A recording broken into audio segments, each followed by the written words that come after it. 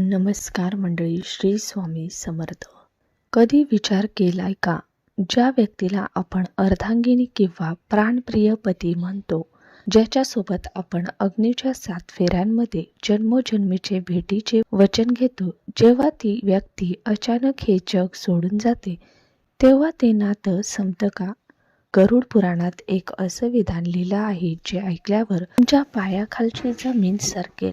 मृत्यू म्हणजे फक्त शरीराचा अंत आहे, पण त्या आत्म्याचं काय, जो तुमच्या भेटीसाठी यमलोकाच्या दारात व्याकुळ होऊन उभा असतो? काय नवरा बायको पुन्हा कधी भेटू शकतात, की आपल्या कर्माच्या भीती या नात्याला कायमचं तोडून टाकतात?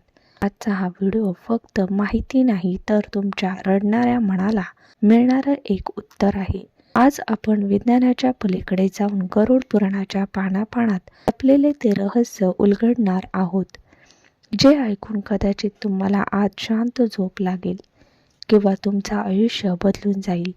शेवटपर्यंत पाहत राहा, कारण आज स्वामी स्वतः तुम्हाला तुमच्या प्रश्नाचं उत्तर देणार आहेत. बऱ्याच जणांच्या मनात प्रश्न असतो, माझे मिस्टर गेले, माझी बायको मला सोडून गेली, काय आम्ही पुन्हा कधी भेटू? स्वामींच्या कृपेने आमची पुन्हा गाठ पडेल का? ते ऐकलं की मन विषण्ण होतं. मृत्यू हे जीवनाचं एकमेव सत्य आहे, जे आपण नाकारू शकत नाही. पण गरुड पुराण, जे भगवान विष्णूंनी स्वतः पक्षीराज गरुडाला मृत्यूच्या प्रवासाबद्दल सांगितलं, त्यात पती पत्नीच्या भेटीबद्दल अत्यंत गूढ माहिती दिली आहे.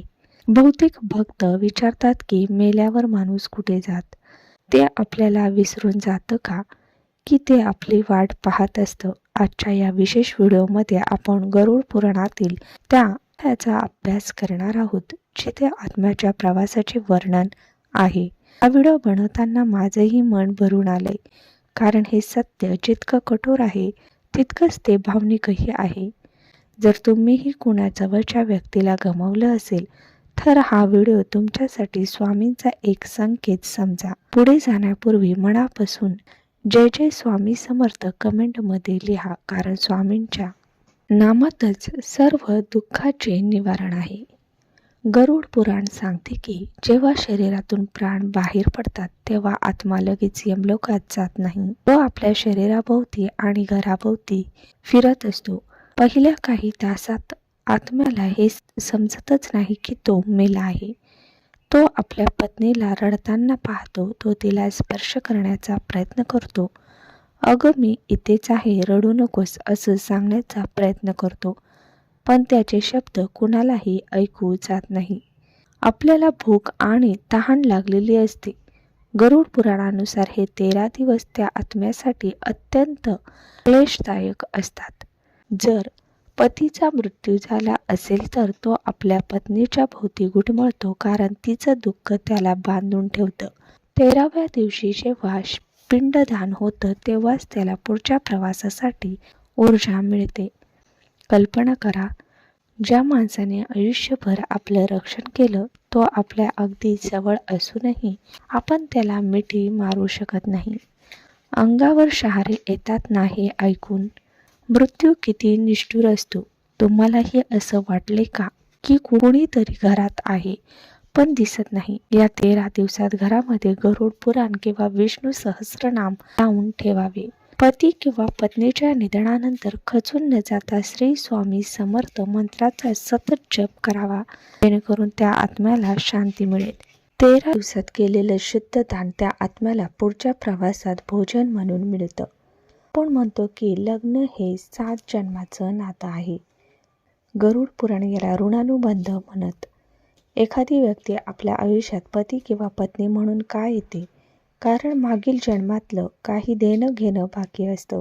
गरुड पुराणानुसार ज्या पती पत्नीमध्ये अत्यंत प्रामाणिक प्रेम असतं आणि ज्यांनी एकमेकांशी कधीही दगाफटका केला नसतो, त्याचे ऋणानुबंध इतके घट्ट असतात की मृत्यू देखील त्यांना तोडू शकत नाही.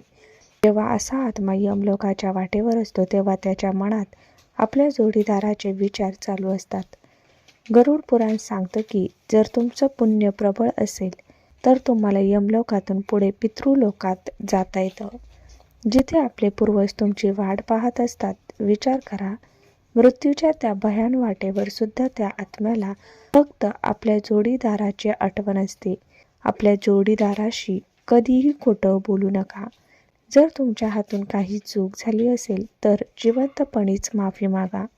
दर अमावस्येला पती किंवा पत्नीच्या नावाने अन्नदान करा. स्वामी समर्थांची सेवा केल्याने हे ऋणानुबंध पवित्र होतात. गरुड पुराणात एका नदीचा उल्लेख आहे, जिचं नाव ऐकताच थरकाप सुटतो. वैतरणी नदी ही नदी रक्ताने भरलेली असते. यमलोकाकडे जाताना प्रत्येक आत्म्याला ही नदी पार करावी लागते. गरुड पुराण सांगतं की ज्या पती पत्नीने आयुष्यात एकत्र राहून धर्माचं पालन केलं आहे, दान धर्म केला आहे, त्यांच्यासाठी यमदूत एक नौका आणतात. पण ज्यांनी पाप केलं आहे, जोडीदाराचा छळ केला आहे, ते या नदीत अडकून पडतात. इथेच पती आणि पत्नीची ताटातूट होते. जर एकाचं पुण्य जास्त असेल तर तो पार होतो आणि दुसऱ्याचं पाप जास्त असेल तर तो तिथेच ओरडत राहतो. किती भयावह आहे हे! एकाच नावेतून प्रवास करणारे दोन जीव कर्मामुळे एकमेकांपासून कायमचे लांब होतात. तुम्हालाही असं वाटतं का की आपल्या कर्माने आपण आपल्या प्रिय व्यक्तीला मुकतोय? वैतरणी नदीतून सुटका होण्यासाठी जिवंतपणे गोदान किंवा गायीची सेवा अत्यंत महत्त्वाची आहे. दररोज स्वामी समर्थांच्या फोटोसमोर बसून माझ्याकडून काही चूक झाली असेल तर क्षमा करा अशी प्रार्थना करा. यामुळे कर्माचा भार हलका होतो. गरुड पुराणातील हे सर्वात मोठं रहस्य आहे. लोक विचारतात, आम्ही पुढच्या जन्मात पुन्हा नवरा बायको होऊ का? गरुड पुराणानुसार आत्मा कधी मरत नाही, तो फक्त कपडे बदलावे तसे शरीर बदलतो. जर पती आणि पत्नी दोघांचीही इच्छा पुन्हा एकत्र येण्याची असेल आणि त्यांचे संस्कार जुळत असतील तर निसर्ग त्यांना पुन्हा एकत्र आणतो.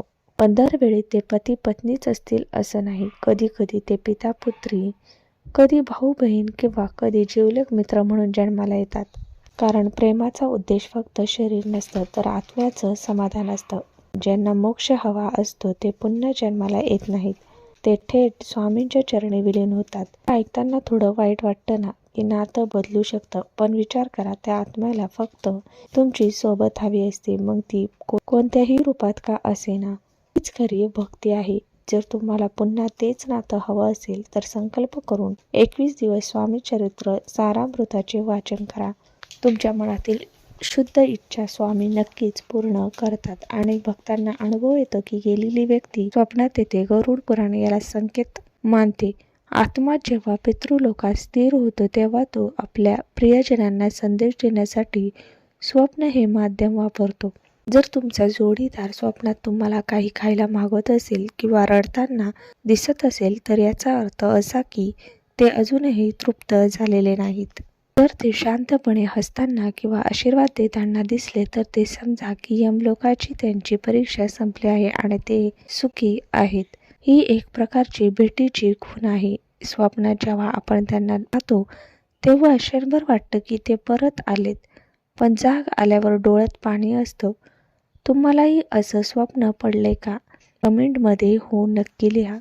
जर स्वप्नात गेलेली व्यक्ती वारंवार दुःखद रूपात दिसत असेल, नारायण बळी किंवा त्रिपिंडी श्राद्ध करून घ्यावे. दररोज श्री स्वामी समर्थ मंत्राच्या 11 माळा जप करा. गरुड पुराणातील प्रेतकल्प सांगतो की यमराजाच्या दरबारात सर्व आत्मे आपल्या कर्माच्या निकालाची वाट पाहत रांगेत उभे असतात. तिथे भेट होणे शक्य असतं, पण तिथे मोह माया नसते, जिथे फक्त पश्चाताप असतो. गरुड पुराणानुसार यमराज त्यांना त्यांचे मागील आयुष्य एका पडद्याप्रमाणे दाखवतात. जर दोघांनीही भक्ती केली असेल तर यमराज त्यांना एकत्र पुढच्या प्रवासासाठी जाण्याची परवानगी देतात. पण हे फक्त 1% लोकांच्या बाबतीत घडतं. ज्यांनी आपलं आयुष्य स्वामींच्या चरणी अर्पण केलं आहे त्या गर्दीत आपला जोडीदार आपल्याला ओळखेल का हा विचार करूनच मनाला धडकी भरते. पण स्वामींच्या भक्तांना ओळखण्याची गरज नसते, कारण त्यांच्या ललाटावर स्वामींच्या नामाचं तेज असतं. आयुष्यात कधीही कोणाचं मन दुखवू नका. पती पत्नीने एकत्र बसून रोज किमान 15 मिनिटे नामस्मरण करावे. एकत्र केलेले पुण्य तुम्हाला मृत्यूनंतरही एकत्र ठेवते. गरुड पुराण सांगतं की मृत्यूच्या वेळी जे भयानक यमदूत येतात ते फक्त पापी लोकांसाठी असतात. जे लोक आयुष्यभर स्वामी समर्थांच्या किंवा दत्तगुरूंच्या नामात दंग असतात त्यांच्यासाठी मृत्यू हा वेदनादायक नसतो. गरुड पुराणानुसार विष्णूच्या भक्तांना घेण्यासाठी वैकुंठातून विमान येते. जर पती आणि पत्नी दोघांनीही आयुष्यभर भक्ती केली असेल तर ते यमलोकात जातच नाहीत. ते थेट उच्च लोकात जातात, जिथे दुःख नाही, फक्त आनंद आहे. तिथे त्यांची भेट ही कायमची आणि दिव्य असते. स्वामींची कृपा किती अगाध आहे ना. मृत्यूसारख्या भयान गोष्टीलाही ते फुलासारखं हलकं करतात. स्वामी कधी सोडत नाहीत हे फक्त वाक्य नाही, तर ते अंतिम सत्य आहे. रोज सकाळी उठल्यावर आणि रात्री झोपताना स्वामी माझा हात सोडू नका ही प्रार्थना करा. धन्यवाद.